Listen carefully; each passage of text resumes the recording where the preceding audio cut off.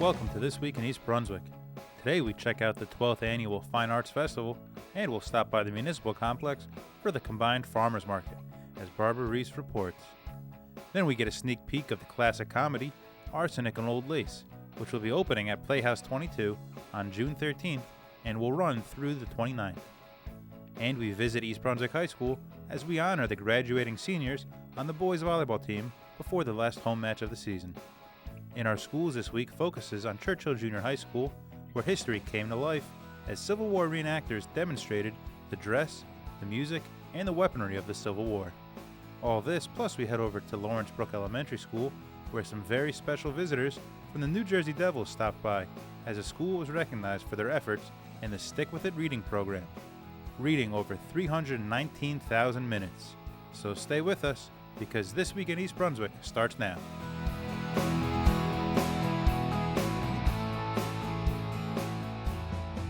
This is Barbara Reese reporting for This Week in East Brunswick. We're here at the 12th Annual Fine Arts Festival and Farmers Market here in East Brunswick. Hope you can come and join us. So Teresa, tell us a little bit about the fair and how it came to be here together with the Arts Festival.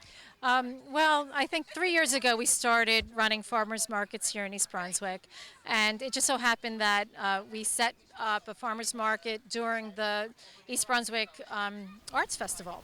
So the Arts Festival has their artists and their vendors set up around the pond, and we have the farmers markets vendors set up around here in the courtyard. And it just works out really well because we kind of support each other. Our groups support each other as far as bringing the town together. And it's just a wonderful event because it's just a community event and everybody comes out and enjoys the day, and great time of year, June. What are some of the different businesses that are here today? At the farmers market, we have a lot of the usual vendors here. We've got some wine vendors, we've got a bakery, raw honey. We have a couple of new vendors this year. We have Hitting Grounds. They're a coffee vendor. They sell coffee that was roasted locally, and they make some drinks too. And there's another new vendor we have. We have another vegetable vendor, which is wonderful because it's so hard to get good vegetable vendors, which is Rolling Hills Farm. So they come from Lambertville. So in addition to Chickadee Creek, who is wonderful, we have Rolling Hills, so we have lots of fresh vegetables here today. We're here on this lovely sunny day. What do you like most about the festival and the farmers market? Well, actually the farmers market part is pretty recent. We started adding that in just because we were doing it separately. The Environmental Commission started the farmers market, and then somebody came up with a great idea. Necessity is the mother of invention. Bring them together. And today, actually, when I came to the parking lot was full. So it's like really everybody's out. So it's obviously working. It's great to see all of the interesting products. The art that they have here is high-level art. They have many people that return year after year who have high-level jewelry, and they have high-level pottery. It's really, really exceptional. And then you have kids that are doing artwork who are 12 who are just getting into it for the first time. So it's a range, and it really has something for everybody. So Sandy, tell us a little bit about the festival and what's going on here today.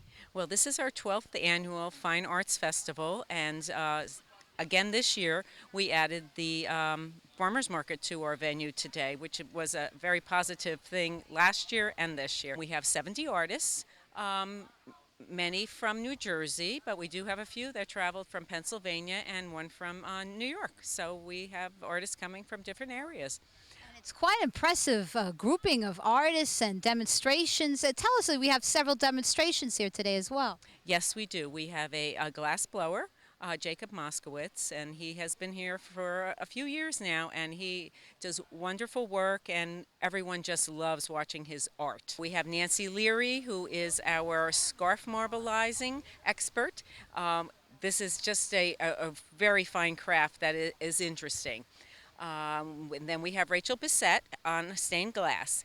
She is actually one of our instructors with our recreation classes, so if anyone's interested in following her artwork, they can join her class. So we're just happy to have all of them come out for our show. And I'm very proud of the event this afternoon because I'm aware that we have the most diversified type of crafts here, fine quality crafts, and they're all exciting and they're appealing And I find that we never had such a diversification and such beautiful, and they have perfect weather, so we can't expect anything more than that.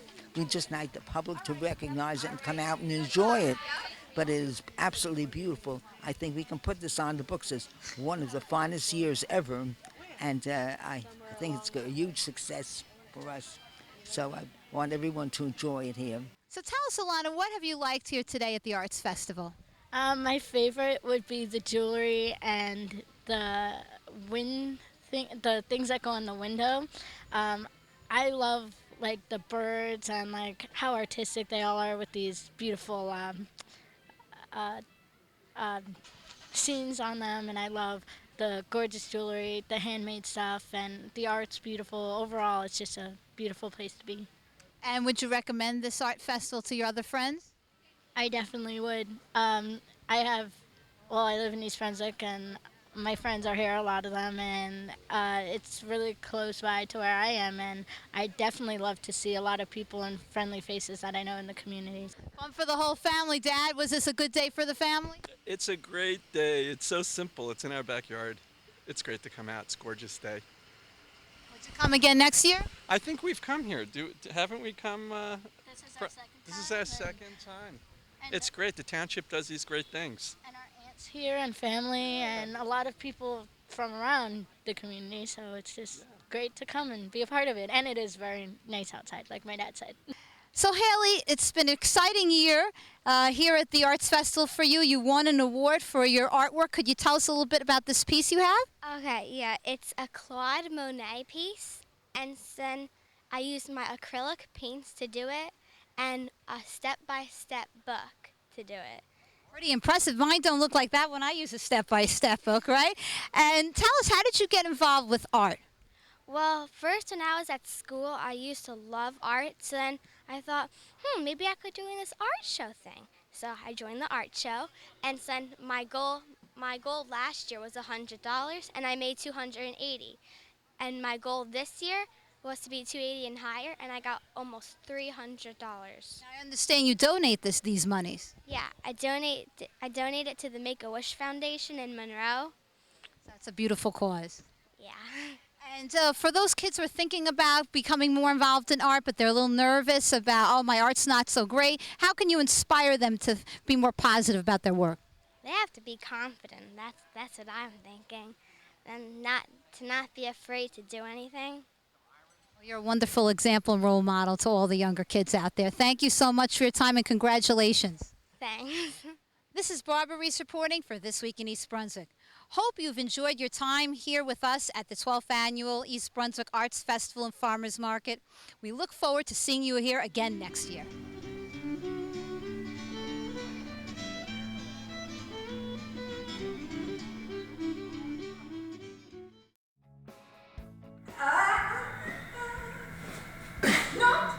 Joseph Kesselring's Arsenic and Old Lace is currently running at Playhouse 22. EBTV caught up with director Deborah Pedretti to learn more about this timeless play. Arsenic and Old Lace is a wonderful classic comedy that was written in 1941 by Joseph Kesselring and was made into a movie with Cary Grant. And we're thrilled to be doing this age-old production. It is about two elderly women who are very charming and very beloved by the neighborhood, but who are slightly crazy and kill off men who are discontent with their lives because they have no families. So it's a bit of a thriller combined with comedy, madcap comedy from the 40s, but as I said, it's timeless. When can people catch this play at Playhouse 22? We are getting ready to open this Friday, which is June 13th at 8 p.m., and we run every Friday, Saturday at 8 p.m., and every Sunday afternoon matinee at 3 o'clock until June 29th. I'm proud to say that I am the director of this production, and we begin with auditions. We post auditions, and we had a host of very talented people available who came out to audition for me. For this production, and we had the best talent to choose from, and it was a very difficult decision, but we were able to cast a highly talented cast in order to do justice to the play. So it's my sincere hope that everyone comes out to see it. Most of the actors and actresses in the production are all from the surrounding area and have been doing theater most of their lives, as most of us have. It's definitely a passion, and many of them have always aspired to do this show in particular because it has a great reputation and it's an awful lot of fun. Is there something that you want the audience to take away from the play?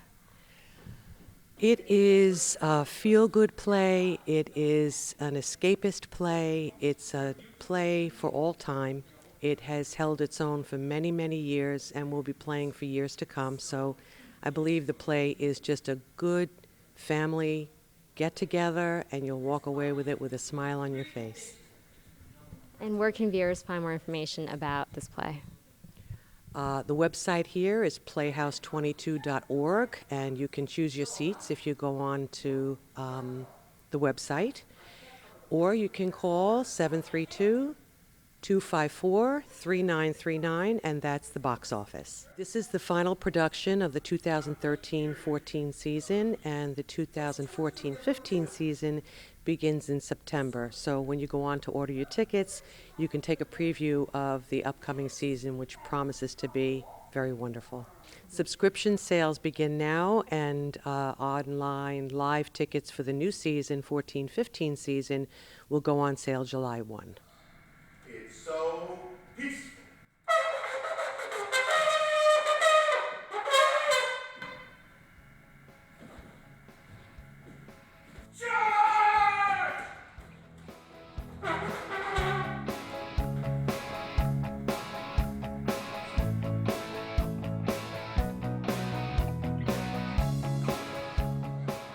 Well, it's another senior night here at East Brunswick High School, and today it's volleyball as the Bears take on an out-of-conference opponent, Hopeful Valley, who's a very good opponent. But with me is one of our senior leaders, co-captains, Jesse Stabinski. Jess, it wasn't a short time. It wasn't a long time ago that you were sitting here watching this. What's your thoughts now, knowing that this is senior night and one of your last games here at the school? Yeah, it's pretty unreal to see, how we're coming out here and we're watching senior night. It feels like just yesterday I was a freshman watching, and it's just an unreal feeling being here and playing in today's game. And for the crowd out there, because they will all know you from the Bear Den and the basketball, you're going to Penn State. What are you going to major in? Tell us about that. Yeah, I'm hoping to major in finance. I'm in the business field, but Penn State should be good next year. I'm hoping to bring all my spirit here from East Brunswick and be loud there for the Nittany Lions. So. Well, I'm sure you'll be successful. Good luck at Penn State, and good luck for the rest of the year here. Thank you very much. I appreciate it. Another one of our outstanding seniors is Jordan Margolin, who's been with the volleyball program for 4 years, an outstanding athlete. And what's your thoughts about one of your last games here at the Bear Den? It's pretty crazy. I mean, some of my best friends come from volleyball. These past 4 years have been amazing, and I just hope to end it on a good note this season. And now you're going to be going to Tulane. What are you going to major in, and what's your thoughts about going all the way down to... I'll be going down to New Orleans for school, Tulane University, most likely majoring in finance, some sort of business-related job. They have a great culture down there, so I'm just looking forward to that. Well, that's their gain, our loss. Best of luck to you down there. And now, let's meet our senior volleyball players and managers for the East Brunswick Bears. Jesse Stabinski, Dylan Mullen, Zach Yates, Jordan Margolin, Brian Temin, Owen Summerer, Patrick Favis, Kyle Reese, and Sabrina Chang. We would also like to thank the family and friends who have been supportive the entire time alongside these student athletes. Congratulations and good luck, seniors.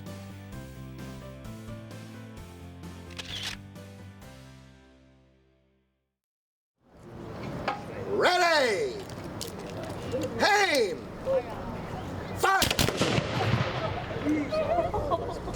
7, arms. Personally, I think the war would have, I think there might have been a surrender if you didn't have a strong personality or a person like Lincoln. Lincoln was the right person for that job. I don't know how he did it. But if you look at the sleeves are worn like this, but mine was rolled his down. He's got a built-in mitten. Okay, you roll this down, you got built-in glove. He's complaining about being cold. It's cold out. He doesn't have another hat or earmuffs, but Howie does. So, and they would do this. Soldiers would do this. You roll the cape up for function to keep your head warm, but instead of having it over your shoulders. Many soldiers would take. Today in our schools is here at Churchill Junior High School with an exciting activity going on. Hi, I'm Tom Husar. I'm the Social Studies Department Chairperson, and we're really proud to introduce today's program to our 8th grade students. It's a Civil War reenactment where soldiers from the 43rd Infantry based out of New York come set up camp bright and early in the morning. They're here at 6:15 and they set up different stations for the students. Students are exposed to the uniforms that were worn by the troops during the war, music that they listened to during the war, and what a typical camp setup looked like during the war. We are always excited to have the 43rd New York Infantry with us. It's been a tradition here at Churchill now for many, many years, and they bring the Civil War to life to our students. The Civil War is one of the major units that we study this year, and some of our honors classes have read James Swanson's book, Bloody Times, which connects to the manhunt for Jefferson Davis and the assassination and funeral of Lincoln. So they've studied the Civil War in depth. All of our other students have also done the same, specifically spending time on the life of a soldier. And so seeing the weaponry, seeing the campsite, seeing the uniforms, all makes the Civil War much more real to our students. So it's a great event. Wonderful. It absolutely does look real and feels real, and I'm wondering if you can tell me how your students react when you do this type of activity. Well, they're always very, very shocked at the weaponry and how loud it is, and we try to give them the idea that if you multiply that by 10,000, you might get the impression of what a real battle was like. So that's something that they can't experience in the classroom. Okay, and I'm noticing all these wonderful activities going on today. Can you please tell us the role that you play in the reenactment? Of course. I am a little embarrassed. I forgot my chevrons to show my rank. Must have lost them at the last battle. I am a soldier currently fighting in the war between the states, ma'am.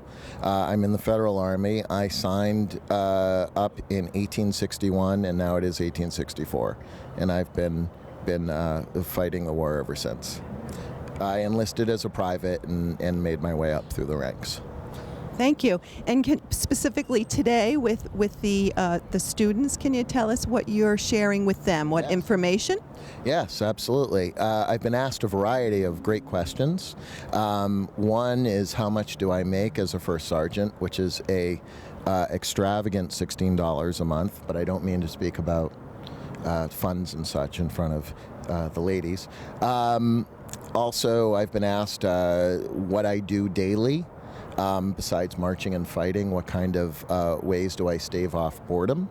Also, what kind of weapons did I use or do I use? One thing that I've been asked quite often is, how did we entertain ourselves, which is an important question, because as anyone knows who is a soldier or was a soldier, the first thing that a soldier does is fight. The second thing is march. Well, the third thing we do is march, and the fourth thing we do is march. However, the fifth thing is to sit and be bored. So there are a variety of things that we do as soldiers to entertain ourselves, among writing letters, reading books, and card playing, where there's no gambling involved whatsoever.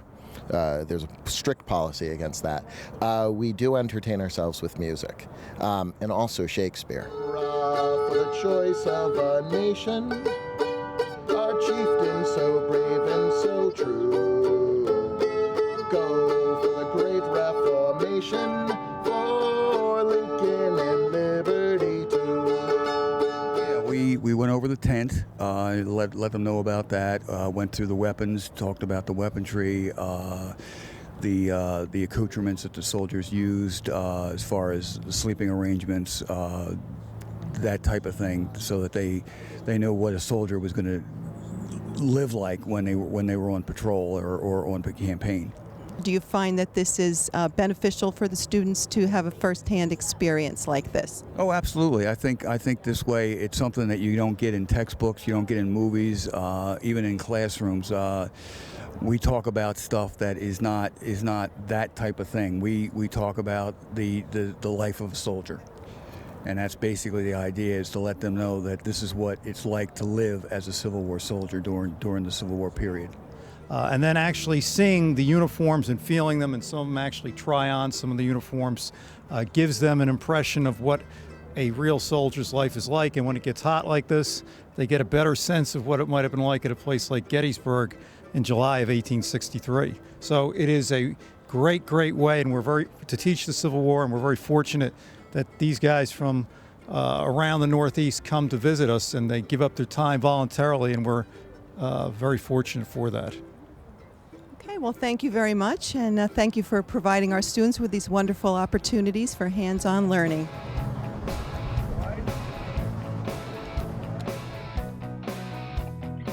Lawrence Brook Elementary School recently welcomed former New Jersey Devils hockey players and the New Jersey Devil himself, as the school was recognized for their efforts in the Stick With It reading program, as Lawrence Brook students read over 319,000 minutes. Good afternoon, Lawrence Brook Elementary School. My name is Kevin Clark. I am the voice of Prudential Center and your New Jersey Devils. Thank you very much. Your school participated in the Stick With It reading program of the PNC Achievement in Academics program and read an amazing 319,000 total minutes. Yeah, give yourselves a big round of applause. Nice work. Because of your amazing achievement, a few friends from your New Jersey Devils have come to spend the afternoon with all of you. Our first guest played in over 700 NHL games and won 2 Stanley Cups in his career, including one with the Devils in 2003. Please welcome Devils alumni Grant Marshall.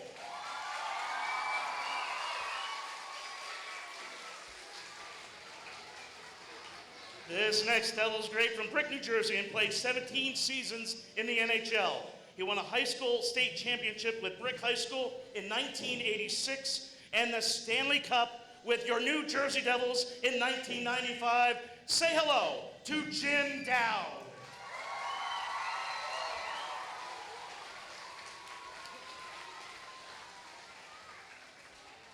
Our next guests are here to really get this party started. Please welcome your Devils dancers.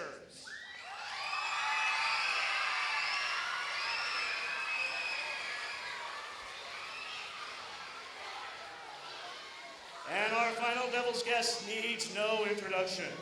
You may know him for his dance moves. You may know him for his t-shirt toss. Say hello to the famous, the one, the only, NJ Devil.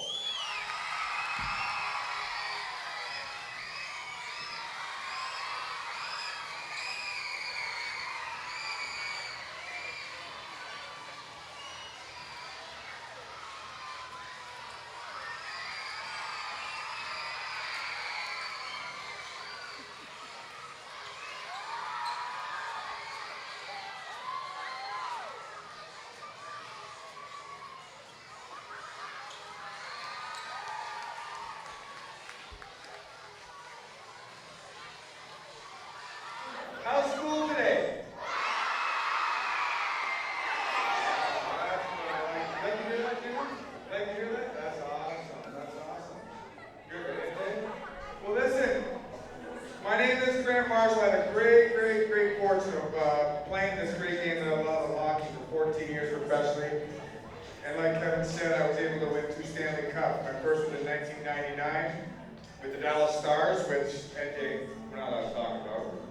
And then I won my second again in 2003 with New Jersey Devils. Yeah. It's a great opportunity for you kids, you boys and girls, to be at school and to get that camaraderie and be friends and work hard and play fair and to really learn from this great game that we love so much. And started here playing, whether it's floor hockey or on the streets in front of your yard. On top of that, though, the biggest thing that I had to make sure, my parents always made sure that I had to really work hard in, and that's where you are right now, right? It's school. And I guess I've been hearing all this, you guys love to read, right? Yeah. I'll tell you what, reading and writing are the most important things. It's the those fundamentals. It's what really gets you to be what you really want to be when you grow up. You gotta learn, right? It's very, very important to have those aspects in your life growing up as a child in school. You really need to work hard in those two areas. And see the people outside around you, your teachers, right? Remember, you really gotta work hard for the teachers. You know what? They come here every day. They work very hard. Actually, teachers, you guys still go to workshops? You still workshops for teachers? And they're still trying to learn too, right? Because they want to help give you the knowledge so you can grow up to do whatever you want. Jim Dow, a doctor, a lawyer, whatever it is you want to be. But you got to work hard. You got to respect the teachers all around you, okay? Promise? All right. My name's Jim Dow. I'm born and raised in Brook, New Jersey. Who here knows where Brook, New Jersey is? So as far as Grant alluded to, we love this game of hockey. We wouldn't be up here if we weren't for hockey, but most important, we wouldn't be up here if it weren't for school. Reading, as Grant said, reading and writing are the two most important things. And Grant likes to rub it in my face. He won 2 Stanley Cups, so I was on 1 Stanley Cup team in 1995. But we're talking a little bit about teamwork today. NJ's won 3. He's the best, right? All 3. He's making the ladies blush over here. Good job, NJ. But anyway, want to talk a little bit about teamwork and how important that is. For you guys, boys and girls out there, I have 2 boys of my own. They're 11 and 13 years old. And there's a couple things I teach them. There's no I in team. We wouldn't be standing up here if it weren't for our teammates. All right? So the most important thing is work hard, listen to your coach/teacher, and make sure you have fun doing whatever you do. And it's all about the team. And going back to the team concept, your classroom is your team, right? So you want to help your classmates if they're having trouble, because if you're having trouble, you want them to help you. Again, I can't stress enough the importance of teamwork and working hard, listen to your coach, and make sure you have fun, right? And keep reading. The more you read, the easier your life is going to be when you get older. Hey, is NJ going to stop this one, or is Grant going to score? Hold on, is Grant going to score?